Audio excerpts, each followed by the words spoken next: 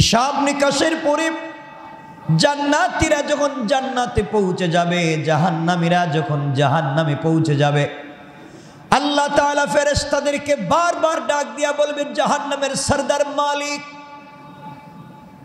100 বছর হয়ে যাচ্ছে জাহান্নামের দরওয়াজা বন্ধ করে দিয়েছি, তুমি খুঁজে দেখো না জাহান্নামের ভিতরে আমার কোনো বান্দা আছেনি, যার ভিতর ঈমান ছিল, যার ভিতর ঈমান ছিল এমন কোনো বান্দা আছে কিনা একটু দেখো। ফেরেশতা খুঁজতে থাকবে, জাহান্নামে কোথাও খুঁজে পাবেন আল্লাহ নাই, কাউকে খুঁজে পাচ্ছি না। আল্লাহ তাআলা বলবেন, আবার দেখো। ফেরেশতা খুঁজতে খুঁজতে জাহান্নামের একেবারে নিচে গিয়ে, একেবারে নিচে, যার নিচে আর কিছু না এমন জায়গায় গিয়ে দেখবেন দুটা পাথরের চিপায় একটা রূহ পড়ে চিৎকার করে শুধু বলছে, ইয়া হান্নান, ইয়া হান্নান, ইয়া মান্নান, ইয়া হান্নান, ইয়া মান্নান। পাথরের চিপায় পড়ে চিৎকার করে ডাক দিচ্ছে জাহান্নামের নিচে। ফেরেশতা আল্লাহ তাআলাকে ডাক দিয়ে বলছেন, আল্লাহ তাআলা একটা রূহ চিৎকার করে করে ডাকছে। আল্লাহ বলবেন, এর অন্তরের ভিতরে সরিষার দানা পরিমাণ ঈমান ছিল, গুনাহ করেছে, নাফরমানি করেছে, আমার হক নষ্ট করেছে, আমি ক্ষমা করে দিয়েছি, তোমরা আমার বান্দাকে উঠাও, আমার বান্দাটাকে জাহান্নামের অতল গহ্বর থেকে উঠাইয়া জীবন নদীতে গোসল করাইয়া, পাক সাফ করাইয়া, হায়াতের সাগরে গোসল করাইয়া আমার বান্দাকে তোমরা জান্নাতের দিকে নিয়ে যাও। ওই সময় আল্লাহর বান্দা ডাক দিয়া বলবে, আল্লাহ তাআলা, আমি আপনার জান্নাত চাই না, আপনি আমাকে জান্নাত দিবেন বলেছেন, আমি জান্নাত চাই না, আমাকে জাহান্নাম থেকে উঠাইয়া জাহান্নামের গর্তের পারে আমাকে রেখে দেন, জাহান্নামের গেট পর্যন্ত বসাইয়া দেন, আমাকে আর কিছু করা লাগবে না। আল্লাহ রাব্বুল ইজ্জতুল জালাল জানতে চাইলেন, গোলাম, দীর্ঘ বৎসর থেকে আমার কাছে শুধু চিল্লাচ্ছ আর ডাকতেছো, কোনো জিনিস জীবনে আর চাইবা না, তোমাকে জাহান্নাম থেকে উঠাইয়া দিলে আর কোনো জিনিস চাইবা না, ও বান্দা, তোমাকে কি জাহান্নামের উপরে উঠাইয়া দিলে চলবে? বান্দা জাহান্নামের উপরে উঠে গিয়েছে, ফেরেশতারা তাকে রেখে দিয়েছেন দীর্ঘদিন, এভাবেই চলে যাচ্ছে, আবার চিৎকার করে কান্না করবে আর বলবে, আল্লাহ তাআলা, ও মুনিব, আপনি দয়া করে জাহান্নামের নিচ থেকে আমাকে উঠালেন, জাহান্নামের গেট পর্যন্ত বসায় রেখে দিয়েছেন।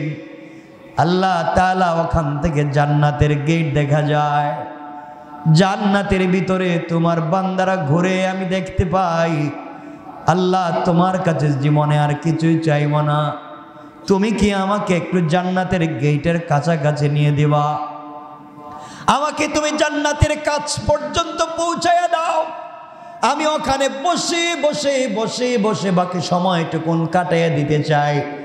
আল্লাহ তাআলা বলবেন, বান্দারে, এটাই কিন্তু তোমার চাওয়া শেষ, আর চাইতে পারবা না। তোমার অন্তরের ভিতরে সরিষার দানা পরিমাণ নেক আমল ছিল, রব তোমাকে জাহান্নাম থেকে উঠে দিয়েছি, এরপরে তুমি চাইলা জান্নাতের কাছাকাছি গেট পর্যন্ত পৌঁছে দিলাম, যাও। ওখানে তাকে পৌঁছে দেওয়া হলো। জান্নাতের গেট যখন খুলে দেওয়া হয়, জান্নাতের নিয়ামতের সুবাসগুলা তার বডিতে লাগে। আল্লাহু আকবার বলেন। তার বডিতে জান্নাতের সুবাস লাগতে থাকে, জান্নাতের নিয়ামতগুলা লেগে যায়। জান্নাতের ভিতরে তাকায়া দেখে তার কত বন্ধু দুনিয়ার জমিনে ঠিক মতো সালাত পড়েছে, সে ঠাট্টা বিদ্রুপ করেছে, সে তার পাশের দোকানি নামাজ পড়ার কারণে আজকে জান্নাতি। তার ঘরের পাশের লোকটা গরিব ছিল, 3 বেলা খেতে পারতো না, আজকে জান্নাতি। আর তিনি দুনিয়ার জমিনে কোটি টাকার দালানে ঘুমাইছেন, আজকে জাহান্নামী। তাকাইয়া দেখতেছে কত গরিব মানুষ জান্নাতে ঘুরে, তার সহপাঠী কত বিজনেসম্যান জান্নাতে ঘুরে, সে জাহান্নাম থেকে উঠে আসছে, জান্নাতের গেটে বসে বসে কান্দে। আল্লাহ রাব্বুল ইজ্জত ওয়াল জালাল ডাক দিয়া বলছেন, বান্দা এবার কান্না করো, ব্যাপার কি? গোলাম ডাক দিয়া বলছে, আল্লাহ তাআলা আমি কান্না করি শুধু আপনার জন্যে, আমার জন্যে কান্না করো কেন? আয় আল্লাহ তাআলা এই জন্যে কান্না করি, আমি তো গুনাহগার, আপনার নাম তো আজিজুল গফফার। আয় আল্লাহ তাআলা আপনি আমাকে জাহান্নাম থেকে উঠিয়ে দিয়েছেন, জান্নাতের গেট পর্যন্ত পৌঁছে দিয়েছেন। আয় আল্লাহ তাআলা এত কিছু আপনি আমাকে করে দিয়েছেন, আমি জীবনে আর কোনো জিনিস চাইব না। আল্লাহ রাব্বুল ইজ্জত ওয়াল জালাল বলছেন, তুমি তো বারবার বলতো চাইবা না, আবার চাও।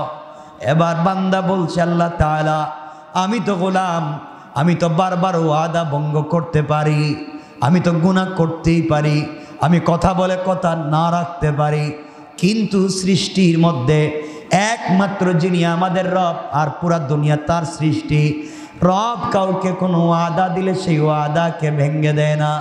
আল্লাহ জান্নাত কত সুন্দর দেখা যায়, তোমার কাছে আমি জান্নাত চাই না, জান্নাতে বসবাস করার কথাও বলি না, আমাকে একটা বার জান্নাতের ভিতরে দেখবার সুযোগ দাও, আমি জান্নাতের ভিতরে যাব, জান্নাত দেখে কথা দিলাম, ওয়াদা দিলাম বের হয়ে আসবো, যদি বের না হতে চাই আপনি ঘাট ধরে আমাকে বের করে দিবেন, আমাকে একটা বার ভিতরে ঢুকবার সুযোগ দেন। আল্লাহ বললেন, বান্দারে এবারে কথা শেষ কর। আল্লাহ আমিও তোমার কসম খায় বললাম এবারে কথা শেষ। সুবহানাল্লাহ বললাম।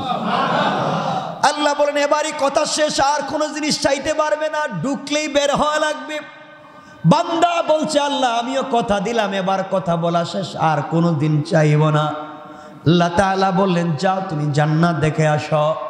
বান্দা জান্নাতের ভিতরে যখন প্রবেশ করেছে, দৌড়াতে শুরু করেছে, দৌড়ায়। থামেন। আল্লাহ বলেন, বান্দা থামো না কেন? তোমাকে না বলছিলাম তুমি টাইম শেষ হয়ে গেলে বের হয়ে যাবা? ও বান্দা, বের না হয়ে তুমি জান্নাতের ভিতরে দৌড়াও কেন? এবার বান্দা দাঁড়িয়ে গিয়েছে আর ডাক দিয়ে বলছে, আল্লাহ আপনার সঙ্গে আমি কিছু কথা বলতে চাই। আল্লাহ বললেন, কি কথা বলতে চাও বলো। আল্লাহ তাআলার কাছে বান্দা বলছে, আল্লাহ আপনার কাছে আমি জানতে চাই, আপনি যদি কাউকে কোনো জিনিস দান করেন তাহলে আপনি কি কোনো দিন ফিরিয়ে নিতে পারেন? আপনার কি কোনো জিনিসের কমতি আছে নাকি? আপনি কি এমন আল্লাহ, আপনি কি কাউকে কিছু দিলে ফিরে আনেন? দুনিয়ার মানুষ কিছু দিলে ফিরিয়ে নিতে পারে, খোটা দিতে পারে, আপনি তো এমন আল্লাহ না, কাউকে কোনো জিনিস দিলে ফিরিয়ে নিতে পারেন না। আপনি কোরআনে কারিমের ভিতরে বলেছেন, কাউকে যদি আপনি জান্নাতে প্রবেশ করান আর জীবনে বের করবেন না, আমাকে যেহেতু ঢুকাইয়া দিয়েছেন, আপনি কেমনে আমাকে বের করতে চান? তাহলে তো ওয়াদা ঠিক থাকবে না। আল্লাহ রাব্বুল ইজ্জত ওয়াল জালালের রহমতের সাগরে জোশ উঠে গিয়েছে। আল্লাহ বললেন, বান্দা তোমাকে বের করতে চাই না, তুমি বলো কেমন জান্নাত চাও, যেই জান্নাত চোখে দেখা যায় তার চাইতে 10 গুণ বড় জান্নাত তোমাকে দিতে চাই। আমি বুঝাতে চাইলাম, দুনিয়ার জমিনে আপনি যত অন্যায় করেন না, ফরমানি করেন, রব চাইলে ক্ষমা করে দিয়ে জান্নাত দিতে পারে। কিন্তু আল্লাহ বলেছেন, বান্দা 2টা গুনাহ যদি কোনোভাবে করো আমি ক্ষমা করব না। 2 গুনাহ করলে আল্লাহ তাআলা বলেছেন ক্ষমা করবেন না, বাকি সব তিনি ক্ষমা করে দিতে পারেন। 1 নাম্বার গুনাহ হলো বান্দার হক। বান্দার হক যদি আপনি নষ্ট করেন, বান্দাকে যদি আপনি কোনোভাবে কষ্ট দেন, লেনদেন করেন, টাকা পয়সা মেরে খান, জায়গা জমিতে ভুলভাল দলিল করেন, কারো জায়গা ইচ্ছা মতো দখল করেন, মানুষকে কষ্ট দেন, মানুষের রাস্তা বন্ধ করেন, সারাদিন চিন্তায় থাকেন কেমনে মানুষকে কষ্ট দিবেন, সারাদিন পরামর্শ করেন কেমনে অমুককে তমুককে কষ্ট দেওয়া যায়। দুনিয়ার জমিনে কোনোভাবে যদি আপনার কাছ থেকে সরিষার দানা পরিমাণ কোনো বনি আদম কষ্ট পায়, আল্লাহ তাআলা বলছেন আমি ক্ষমা করব না। এই বিচার আমার কাছে নাই। সে বদলা যদি নিতে চায়, সে ক্ষমা না করা পর্যন্ত আমি তোমাকে ক্ষমা করব না। ও বান্দা, তুমি যদি 1000 কোটি টাকা দান করো, শত শত মসজিদ বানাইয়া দেও, 1000 বার আমার ঘর তওয়াফ করতে যাও, আর সরিষার দানে পরিমাণ বান্দার হক থাকে, আমি কিন্তু ক্ষমা করতে পারবো না। সুতরাং দুনিয়ার জমিন থেকে জান্নাত পর্যন্ত যেতে হলে 1 নম্বরে বান্দার হক থেকে নিজেকে বাঁচিয়ে রাখতে হবে। কথা বলেন, কথা বলেন না কেন? বান্দার হক নষ্ট করা যাবে না, বান্দাকে কোনোভাবে কষ্ট দেওয়া যাবে না, মানুষকে কোনোভাবে কষ্ট দেওয়া যাবে না, টাকা খায়া গ্রামের বিচার করা যাবে না, জায়গা জমি দখল করা যাবে না, ভাই বোনকে ঠকানো যাবে না, মা বাপকে ঠকানো যাবে না, স্ত্রী সন্তানকে ঠকানো যাবে না, আত্মীয় স্বজনকে ঠকানো যাবে না। যার যে হক আছে হক আপনি পৌঁছে দিবেন। কারো উপকার করতে না পারেন, ক্ষতি করতে যাবেন না। কারণ বান্দা, আল্লাহ তাআলা বলে দিয়েছেন, বান্দার যখন হক নষ্ট করা হয়, যে হক নষ্ট করে তার নাম জালেম, যার হক নষ্ট হয় তার নাম মাজলুম। আর আল্লাহ রাব্বুল ইজ্জত ওয়াল জালাল বলে দিয়েছেন, কিয়ামতের দিন কোন জালেমের দিকে আমি তাকাবো না, কোন জালেমের কথাও শুনবো না, আর মাজলুম যে হবে তার হিসাব নিব না, বিনা হিসাবে জান্নাত দিতে চায়। সুবহানাল্লাহ, জুড়ে বলেন। এই জন্য দুনিয়ার জমিনে চলার পথে আমরা যদি ঠকে যাই, কেউ যদি আমাদেরকে কষ্ট দিয়ে থাকে, আমাদের হক নষ্ট করে থাকে, আমাদের জায়গা জমি দখল করে থাকে, আমাদের টাকা পয়সা মেরে খেয়ে থাকে, আমাদেরকে কষ্ট দিয়ে থাকে, সুযোগ থাকলে ক্ষমা করে দিবেন।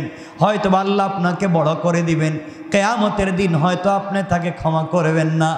আপনাকে যদি কেউ কষ্ট দেয় আর আপনি যদি মাজলুম হয়ে যান, গভীর রাত্রে হাত উঠে চোখ থেকে পানি ছেড়ে দেন।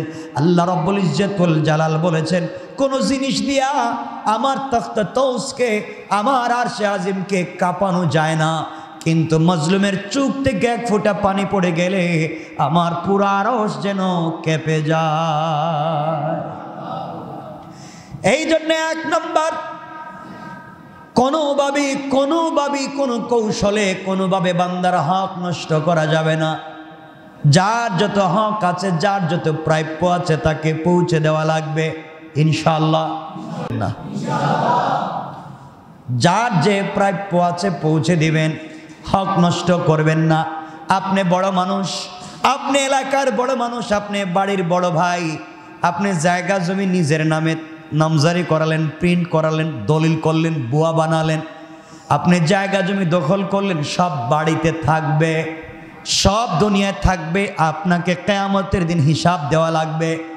এই জন্যে এগুলা সব ভুলে যান, মানুষকে কষ্ট দেওয়া যাবে না।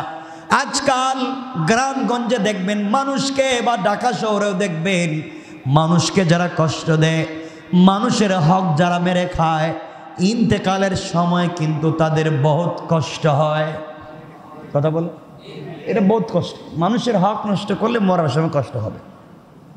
তাহলে 1 নম্বর, বান্দার হক নষ্ট করা যাবে, বলেন না, যাবে না। 2 নম্বর, শিরিক করা যাবে। আল্লাহ রাব্বুল ইজ্জত ওয়াল জালাল বলেছেন, ইন্নাহু মাইয়ুশরিক বিল্লাহ ফাকাদ হারামাল্লাহু আলাইহিল জান্নাহ ওয়া মাওয়াহুন নার। আল্লাহ রাব্বুল ইজ্জত ওয়াল জালাল বলে দিয়েছেন, যারা আমি আল্লাহর সঙ্গে শরীক করলো, হারামাল্লাহু আলাইহিল জান্নাহ, তার জন্য জান্নাত একেবারে হারাম।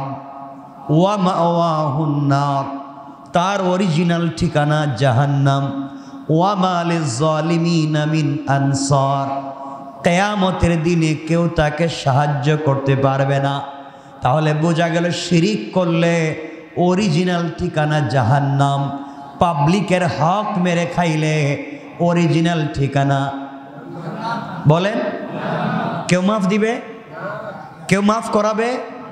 আল্লাহ মাফ দিবেন? শিরিক মাফ হবে না। মানুষের হক মাফ হবে, মাফ করাতে চাইলে দুনিয়ায়, মৃত্যুর আগে যার হক নষ্ট করছেন তার হক তাকে পৌঁছে দেন। আপনারা মনে করছেন আস্তাগফিরুল্লাহ আস্তাগফিরুল্লাহ আস্তাগফিরুল্লাহ, এটার নাম মনে হয় তওবা। এটা তো ভুয়া জিনিস। পাবলিক রে মাইরা খাইয়া সারাদিন আস্তাগফিরুল্লাহ বলে কোনো সওয়াব নাই। পাবলিক রে ঠকাইয়া রাত দিন আস্তাগফিরুল্লাহ বলার মধ্যে কোনো সওয়াব, বলেন কোনো সওয়াব? তওবা হচ্ছে যার যে হক তার কাছে হক পৌঁছে দেওয়া, এটার নাম তওবা। কথা বুঝতে পেরেছেন? এজন্য যারা কলেজে পড়েন, ইউনিভার্সিটিতে পড়েন, আপনি ইউনিভার্সিটির কাছাকাছি কত ক্যান্টিন আছে, আপনি কত সিঙ্গারা সমোসা খাইছেন, কত রং চা খাইছেন। আঙ্কেল বিল দিমুনে, এই যে দিমুনে বলছিলেন আর নাই, হয় না এগুলা? আমরাও তো পড়ে আসছি। সব বিকালে নাস্তার টাইমে চা খাইছেন দিমুনে, আগামী মাসে আব্বা টাকা পাঠাইলে কই? হয়তো আপনি এখান থেকে চলে গিয়েছেন, অন্য জায়গায় চাকরি নিয়েছেন, আপনি সব ভুলে গিয়েছেন, হয় না এগুলা? আপনি এখানে একটা বাসা ভাড়া নিয়েছেন, এক মুদি দোকান থেকে আপনি হয়তো কোনো জিনিস 2, 4, 5, 10, 20 টাকা নিয়েছেন, ভুলে গিয়েছেন। এই যে হক, মাফ হওয়ার কোনো সম্ভাবনা নাই, কোনো সম্ভাবনা নাই। ওটা আল্লাহর খাতায় লেখা আছে, কিয়ামতের দিন বাইর করে দিবেন। বলবেন ইকরা কিতাবাকা, পড়ো তোমার এই কিতাব, কাফা বিনাফসিকাল ইয়াওমা আলাইকা হাসিবা। যা করে আসছিলা পিছনে, এই যে দিলাম, পড়ে পড়ে দেখো ঠিক আছে নি। এখন ওই সিঙ্গারা সমোসার হিসাব দেওয়া লাগবে, ওই রংচার হিসাব দেওয়া লাগবে। এজন্যে আমরা এগুলো দেখবো। আমরা চাকরির সুবাদে বিভিন্ন জায়গায় বসি, আমরা ঋণ করি, আমরা টাকা পয়সা দোকান থেকে কিছু খাই, হয়তো টাকা দেই না। এরপরে দেখবেন রিক্সাওয়ালারে আমরা ভাঙতি দেওয়ার সময় বলি, ভাই এই টাকাটা নেন, 2 টাকা ভাঙতি নেই, অন্য দিন।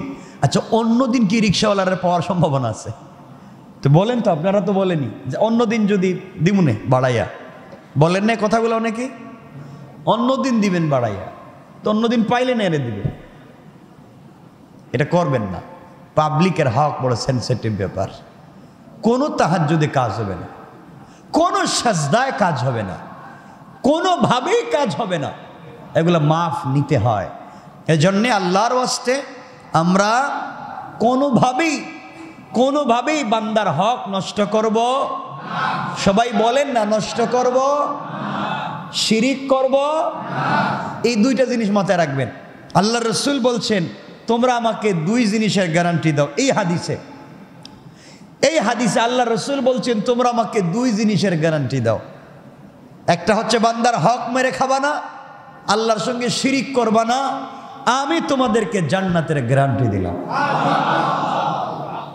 অন্য হাদিসে বলেছেন, তোমরা তোমাদের মুখকে হেফাজত করো, লজ্জাস্থানের হেফাজত করো, আমি তোমাদেরকে জান্নাতের গ্যারান্টি দিলাম। তে আমরা এখানে শুধু আমি এতটুকুন বলছি, আমরা বান্দার হক নষ্ট করব না, আর কথা বলেন না, শিরিক বুঝেন তো, আল্লাহর সাথে শরিক করা, অংশীদার বানানো, মত মনে করা, আমরা এগুলো করব না। দোকান না খুললে পেট চলবে না, ছেলে বিদেশ থেকে টাকা না পাঠালে আমার চলবে না। তো ছেলে যখন বিদেশে ছিল না, চলতো না আপনার? কথা বলেন না কেন? দোকান যখন বন্ধ ছিল, চলে নাই আপনার? তো এই ছোটোখাটো কথাও শিরিক হয়ে যায়। মানে রাখবেন, এগুলার থেকেও আমাকে বাঁচতে হবে। শিরিক ফি জাত, শিরিক ফি সিফাত, শিরিক ফিল আমাল। আমলি শিরিক থেকে বাঁচতে হবে, জাতে শিরিক থেকে বাঁচতে হবে, সিফাতে শিরিক থেকে বাঁচতে হবে ইনশাআল্লাহ। কয় জিনিস? আজকের পুরো আলোচনা থেকে আমরা বাঁচবো কয় জিনিস থেকে? 1, বান্দার নষ্ট করা যাবে। 2, শিরিক করা যাবে। আপনি নামাজ পড়েননি, আল্লাহর কাছে জবাব দিবেন। রোজা রাখেননি, আল্লাহর কাছে জবাব দিবেন। হজ করেননি, আল্লাহর কাছে জবাব দিবেন। আল্লাহ চাইলে ক্ষমা তো করে দিতে পারেন। একজন রোজা রাখে নাই, হজ করে নাই, যাকাত দেয় নাই, কুরবানি করে নাই, কিচ্ছু করে নাই, কিন্তু মরার আগে হয়তো এমন ছোট 1 সেকেন্ডের কোনো একটা আমল করছে, আল্লাহর কাছে এটা ভাল লাগছে। এই আমলটুকু আল্লাহর কাছে ভাল লাগছে, আল্লাহ তার জিন্দগির পুরো আমল নামার গুনাহকে মিটাইয়া দিবেন। ইল্লা শিরিক করলে ওটা থাকবে, ওটা মিটবে না। পাবলিকের হক নষ্ট করলে ওটা থাকবে, ওটা মিটবে না। এজন্য আমরা এই 2 জিনিস থেকে নিজেকে বাঁচাবো। সবাই বলেন ইনশাআল্লাহ। আল্লাহ আমাদের কবুল করো, আমিন। হযরত নূহ আলাইহিস সালাম আল্লাহর কাছে বলতে চাইলেন, আল্লাহ আমিও তোমার কাছে চাই, আমার উম্মতেরা যারা কিছু করবার পরে এত ভালোবাসা, এত দোয়া, এত নসিহত, এত উত্তম ব্যবহার, এত দিন তাদেরকে এতদিন ওয়াজ নসিহত এত কিছুর পরেও ভালো লাইনে আসে নাই, এরপরে আমারে খুঁচায়, মাফ করে দিলাম, আপনারে গালি দে, আপনারে মারতে চায়, আপনার বিরুদ্ধে যুদ্ধ করতে চায়, রাত দিন শিরিক করে একজন আর একজনকে ঠকায়, তাদের কাছে শিরিকও আছে, বান্দার হকও নষ্ট করার জিনিস আছে। আল্লাহ এই দুই জিনিস দিয়ে তারা ভরে গিয়েছে, এদেরকে তুমি দুনিয়ার জমিনে রেহাই দিবেন? কে দোয়া করছেন?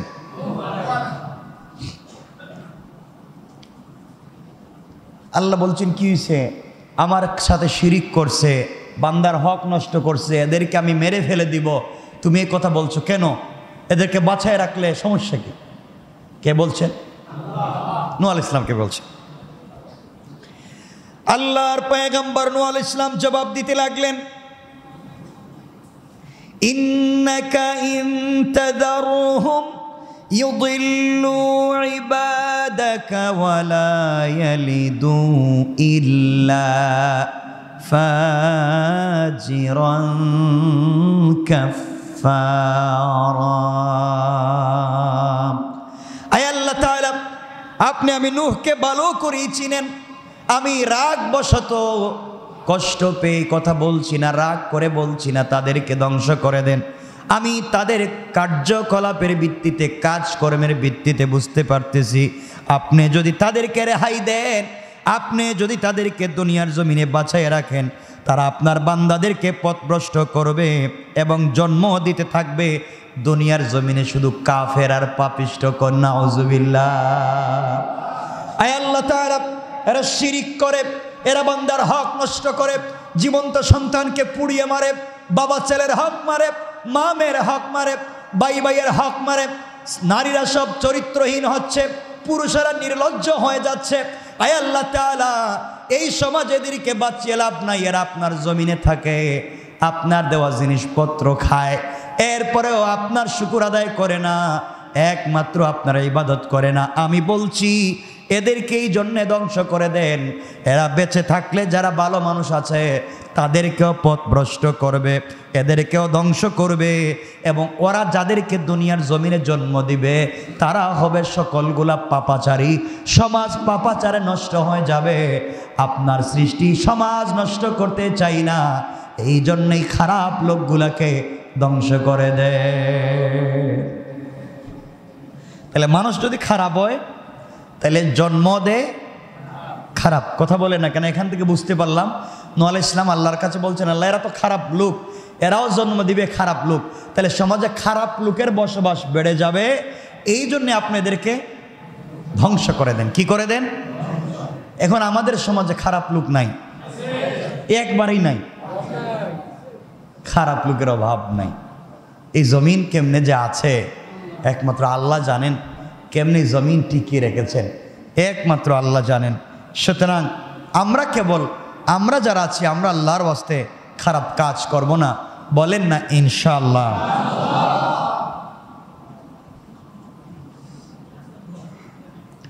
এরপরে হযরত নূহ আলাইহিস সালাম বলছেন, আল্লাহ আমি যে বললাম সবগুলারে ধ্বংস করে দেন, তাই বলে যদি একবারে ভালো মানুষের ধ্বংস করতে শুরু করেন,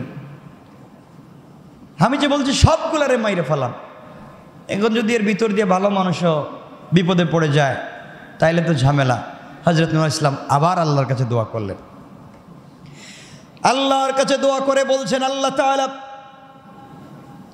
রব্বি গফিরলি ওয়া লিওয়ালিদাইয়া ওয়া লিমান দাখালা বাইতিয়া মুমিনান ওয়া লিল মুমিনিনা ওয়াল মুমিনাতি ওয়ালা তাজিদিজ জালিমিনা ইল্লা তাবারা।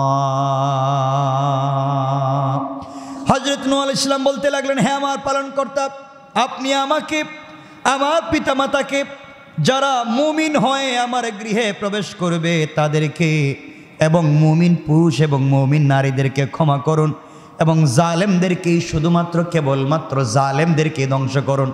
আগে দোয়া করেছেন সবগুলারে ধ্বংস করে দেন। আল্লাহ তাআলা এখন চিন্তা করলেন, নূহ আলাইহিস সালাম আমার কথা যদি আল্লাহ সবাইরে ধ্বংস করে দেয়, মুমিন মুমিনাতরেও যদি মেরে ফেলে। আবার তিনি পরিষ্কার করে বুঝাইয়া বুঝাইয়া দোয়া করলেন বাচ্চাদের মতো। বাচ্চা যখন বাবার কাছে কোনো জিনিস চায়, বাবা বলেন বুঝি নাই, এ সুন্দর করে বুঝাইয়া তার নিজের ভাঙ্গা ভাষা দিয়ে বোঝাতে চায়। আল্লাহ রাব্বুল ইজ্জতুল জালালকে এবার নূহ আলাইহিস সালাম বুঝালেন, হে আমার পালনকর্তা রব্বি, হে আমার পালনকর্তা, আমি বলতে চাইলাম আপনি আমাকে, আমার পিতামাতাকে, যারা মুমিন হয়ে আমার গৃহে প্রবেশ করবে তাদেরকে, আমার ছেলে মুমিন হয়ে আমার গৃহে প্রবেশ করতে পারে নাই, তাকে বাঁচাবার কথা আমি বলছি না। যারা মুমিন হয়ে আমার গৃহে আসবে আপনি তাদেরকে বাঁচান। এখান থেকে নূহ আলাইহিস সালাম বুঝাতে চাইলেন ঘরের ভিতরে যারা মুমিন থাকবে না, নিজের ঘরে বসবাস করবে, নিজের প্লেটে খাইবে, নিজের টেবিলে খাইবে, এক ঘরে ঘুমাবে, এক বিছানায় থাকবে, কিন্তু মুমিন হবে না, নূহ আলাইহিস সালাম তাদের পক্ষে আছেন। তাহলে বুঝাতে চাইলেন আল্লাহ তাআলা, ওয়ালিমান দাখালা বাইতিয়া মুমিনা, যারা আমার ঘরে মুমিন হয়ে প্রবেশ করবে তাদেরকে বাঁচান। আল্লাহ আপনি আমাকে, আল্লাহ তাআলা আপনি আমাকে, আমার মা বাপকে, যারা মুমিন হয়ে আমার গৃহে প্রবেশ করবে তাদেরকে, এবং মুমিন পুরুষ মুমিন নারীদেরকে আপনি ক্ষমা করে দেন, আর ধ্বংস করেন শুধু ওয়ালা তাজিদিজ জালিমিনা ইল্লা তাবারা। আয় আল্লাহ, ধ্বংস যদি করে দিতে হয় একমাত্র জালেমদেরকে কেবল ধ্বংস করে দেন, বলেন নাউজুবিল্লাহ। তাহলে আমরা আলোচনার শুরুতে বলছিলাম যদি কেউ জালেম হয়ে যায়, আল্লাহ বলছেন তাদের সাথে কোনো সম্পর্ক কিয়ামতের দিন নাই। আর নূহ আলাইহিস সালাম এখানে দোয়া করতেছেন, আল্লাহ ধ্বংসই যদি করতে হয় সব জালেমরে ধ্বংস করো। আমরাও দোয়া করি, আল্লাহ ধ্বংসই যদি করতে হয় যারা আমাদের গৃহে মুমিন হয়ে ঢুকবে, যারা মুমিন মুমিনাত হয়ে সমাজে বসবাস করবে, আল্লাহ তুমি তাদেরকে বাঁচাইয়া রাখো, জান্নাত তাদেরকে ওয়াসিব করো, আর দুনিয়া যারা জালেম হবে তুমি ধ্বংস করো। ঠিক না? আমিন বলেন সবাই, আমিন বলেন। আমরাও জালেম থেকে বেঁচে থাকতে চাই, আল্লাহ আমাদেরকে হেফাজত করুক, বলেন আমিন। এটা হচ্ছে সূরা নূহের শেষ আয়াতগুলোর অনুবাদ। এরপর থেকে আল্লাহ তাআলা সূরা জিন শুরু করবেন, কুল উহিয়া ইলাইয়া বলে আল্লাহ তাআলা আর একটা সূরা শুরু করতে যাচ্ছেন। এখানে অনেকগুলো লম্বা চৌড়া কথা আছে, আমরা সবগুলা কথায় যেতে পারবো না। সুতরাং আসুন, এখন আপনারা আমাকে বলতে পারেন, আমাদের সময় কমে গিয়েছে, আপনারা আমাকে বলতে পারেন হুজুর ঠিক আছে আমরা মানলাম যে আমরা তো অনেক সময় পাবলিকের হক নষ্ট করে ফেলেছি, আমরা হয়তো কার দোকান থেকে 2-4 টাকা খাইছি, টাকা দিতে পারি নাই, হয়তো 502 টাকা বিল হয়েছে, 500 টাকা দিছি, বলছে আরেকদিন এসে 2 টাকা দিয়ে যাব। হয় না এগুলা? আর যাইও নাই, দেইও নাই, গেছি হয়তো মনে নাই, এগুলা কি হয়? এমন আমরা এগুলার থেকে বাঁচবো কেমনে? সব ভুলে গিয়েছি, যার কাছ থেকে আনছি হয়তো সে মরে গিয়েছে, অথবা আমি এলাকা ছেড়ে দিয়েছি, অথবা তার আত্মীয় স্বজনকে চিনি না। আমি তো এই হক থেকে বাঁচতে চাই, আমি তো এই হক থেকে বাঁচতে চাই। এখন আপনি আমি কি করব বলেন তো? কেমনে বাঁচবো? আল্লাহ রাব্বুল ইজ্জতুল জালাল বলছেন, বান্দা যদি তার সন্তান থাকে, তার ব্লাড সম্পর্কের কেউ থাকে, তার কাছে ক্ষমা চাও, সে যেন ক্ষমা করে, আর তার গুরুস্থানে গিয়ে ক্ষমা চাও, সে যেন ক্ষমা করে। আর যদি মনে করো ক্ষমা হচ্ছে না, তবে তুমি যেই পরিমাণ টাকা, যেই পরিমাণ সম্পদ একজনের তোমার কাছে আছে, ওই পরিমাণ তুমি সাদাকায়ে জারিয়া করে দাও, আল্লাহর রাস্তায় তুমি দান করে দাও। আল্লাহর রাস্তায় যদি তুমি দান করে দিতে পারো, ওই সম্পত্তি সাদাকা হতে কিয়ামত পর্যন্ত সওয়াব বাড়তে বাড়তে বাড়তে বাড়তে বিশাল উহুদ পাহাড় পরিমাণ হয়ে যাবে। কিয়ামতের দিন ওই বান্দা দেখবে এত সওয়াব, আল্লাহকে বলবে, আল্লাহ এই সওয়াব তো আমি করি নাই, এত সওয়াব কোথায় পেলাম?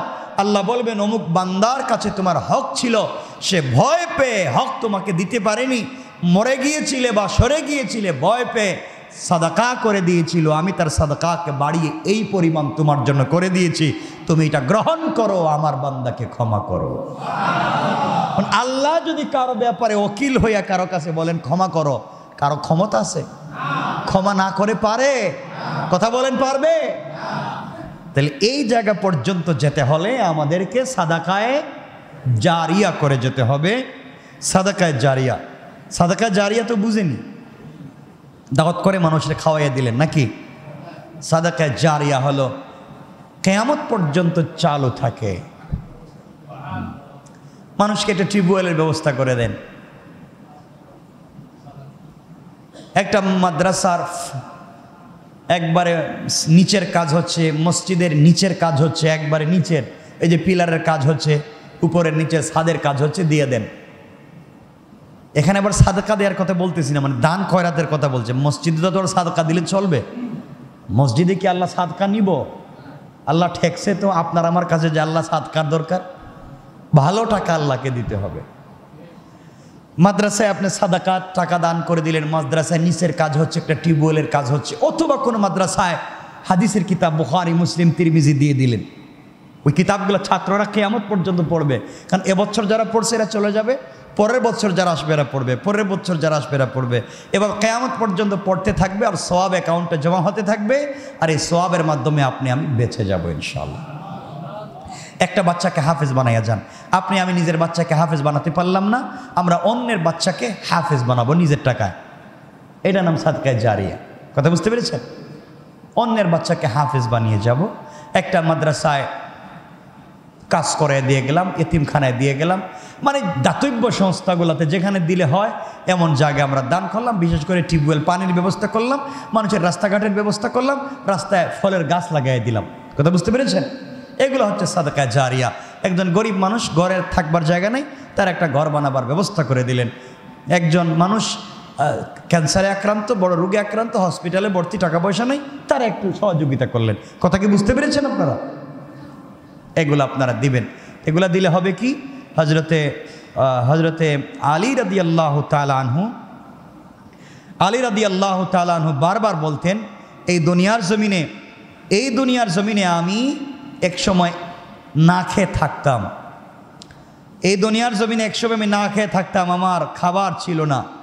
আর হজরতে আলী রাদিয়াল্লাহু তাআলা আনহু বলেন যে এই সমাজে এমন হয়েছে যে আমি এই দুনিয়ার জমিনে প্রত্যেক মাসে 4000 দিনার দিরহাম দান করার মতো তৌফিক আল্লাহ আমাকে এখন দিয়েছেন।